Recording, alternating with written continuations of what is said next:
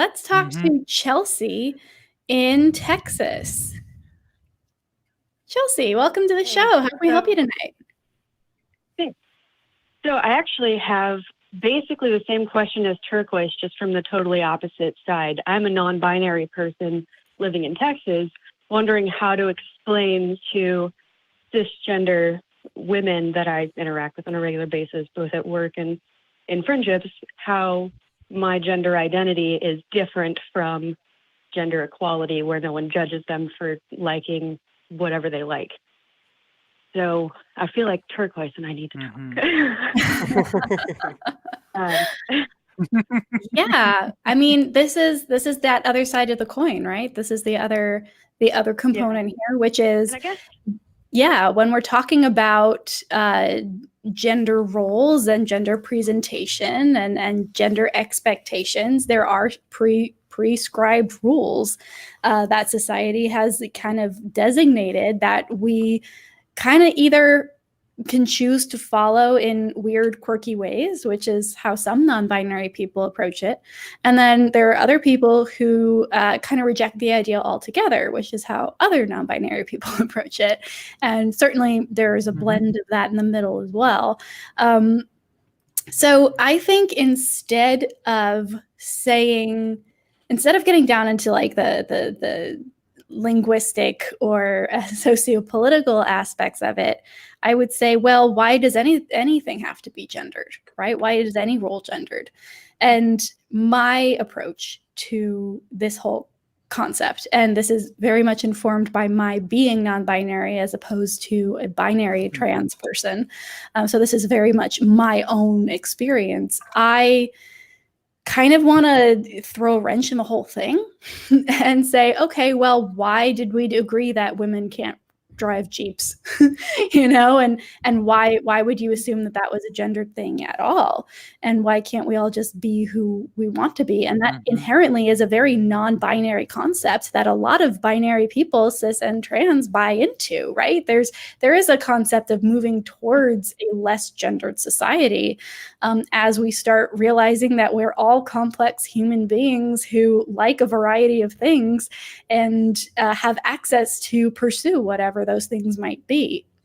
So I think instead of trying to challenge the idea of gender roles as something to uphold alongside gender identity, it might be interesting to play around with the idea that maybe gender roles can go away a little bit, and what is left is just identity. And we talk about it in terms of gender because that's how we understand things, and that's the word we've chosen. But it's not prescriptive, it's descriptive. I like the descriptive thing. I actually was like scribbling down notes furiously when you were talking to Turquoise. But the situation that led me to this question specifically is actually, I think, kind of an attempt at allyship. So my boss is a cisgender woman, but and she knows I'm non-binary, but hadn't really fully ventured into the they, them pronouns yet. And I still haven't fully outside of the internet because, Texas. But she has put on, so we work for a California tech company, and they went through this thing earlier last year sometime about putting your pronouns on your email signature and stuff. And in an attempt to normalize gender neutral pronouns, my cisgender woman boss put they, them on her email signature. She doesn't go by it in everyday conversation. She,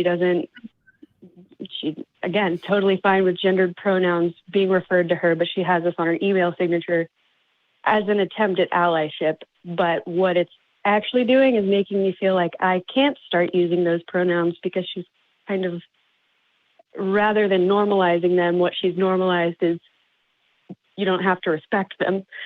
Yeah, pronouns don't matter. I don't know if well, yeah, but I just... Oof. I mean, Like, kudos to her for trying. Like, that is an awesome, I think her heart's in the right place there.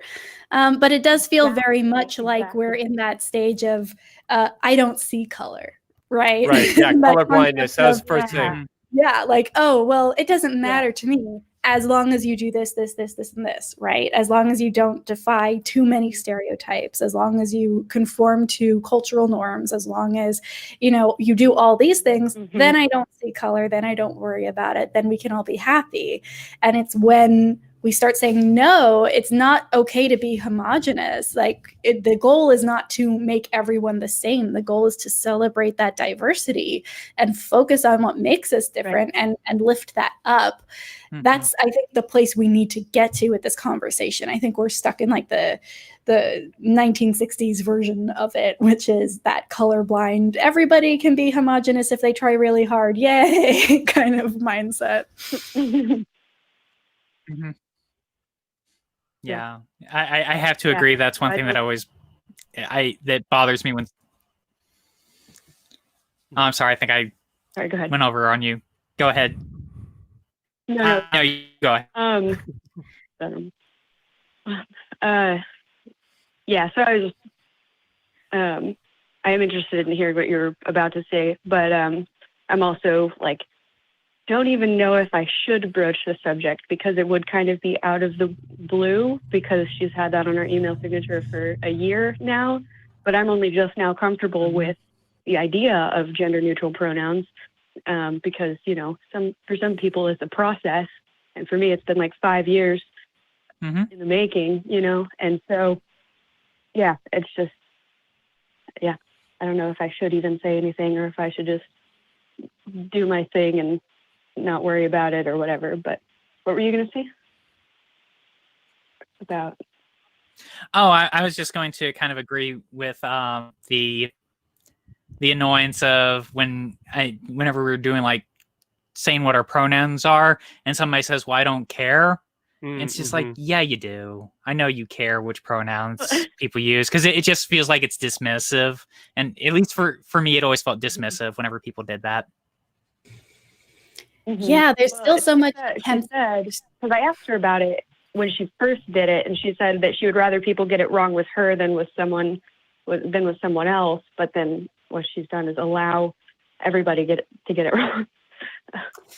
Yeah, right. Because if you're not going to hold that line and say, no, these are the pronouns, you should use them, then you're normalizing using the wrong ones. I fully agree with you there. Right. I think I can understand the hesitation there. I am misgendered constantly at work, and I'm also very hesitant to, you know, barge into the middle of a meeting and go, excuse me, actually. So I get the discomfort with the professional, like, business element there. If you feel comfortable with your boss enough to say, hey, I noticed you're putting, I've noticed you put they, them in your email signature. I actually have been working on this for 5 years and really doing some really thoughtful work. And I think I'm ready to put them in my email signature, if that's the direction you want to go, and say, I really appreciate what you're doing. Can we work together to make sure that these pronouns are being used when they are required? Because it's really important to me that I am called by my correct pronouns. So instead of calling her out on it, instead express how important they are to you, and maybe encourage her to be more vocal. And hopefully that will maintain that goodwill that she has, because there's this other side, right? Which is, if you're too demanding, then that goodwill goes away, right? You can only expect allyship as long as you're polite and respectful and ask for it nicely. Otherwise, it is rescinded. And that by itself is a whole topic. But if you're worried about maybe stepping over that line right now, I would say that might be an interesting way to go, and just speak with I statements, right? and say, hey, this is what my pronouns mean to me. I've done a lot of thinking about this, and I want your allyship in making sure that they are used correctly for me. And then just focusing on that might be a good first step there.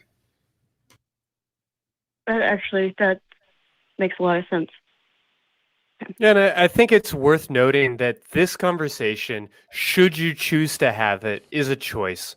And I would encourage you to remember that there are other people that will likely benefit from your decision to speak up and to try to educate and everything else, but you don't owe those people anything.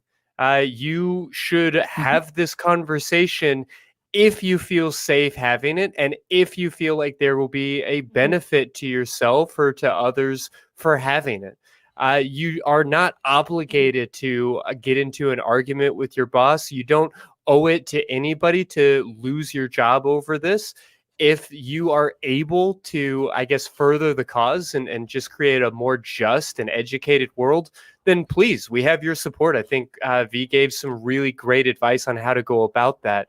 But please know that you don't need to be on the front lines. You don't need to be the tip of the spear if you don't feel able or equipped to do that. Yeah, no, my boss is actually extremely, because she's a woman who's made it through to pass, through being an engineer, passing through senior engineering into management, right? And well, I think the reason I haven't had any issues with my career is because being in the middle, I have an easier time talking to men. But so she's, where I'm going is she's very, very into the inclusion and making sure there's diversity and stuff. And I genuinely think she means well with this. It's like she just missed the mark a little bit, like good intentions, poor execution. But, yeah. No, so this well said. Good, yeah.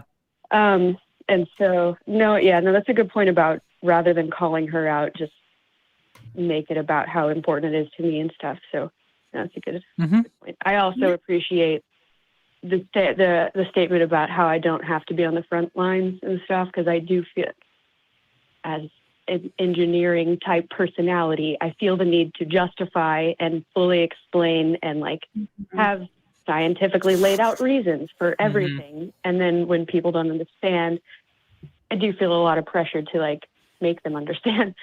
But so I appreciate that affirmation, I guess. For sure. And as you continue to have these conversations, if you have this talk with your boss, I'm actually very curious about how that shakes out. If you decide this is a conversation you want to have, give us an update. Okay, will do. All right, thanks. Yeah. Awesome. Thank you, Chelsea. Take care. Bye. Bye.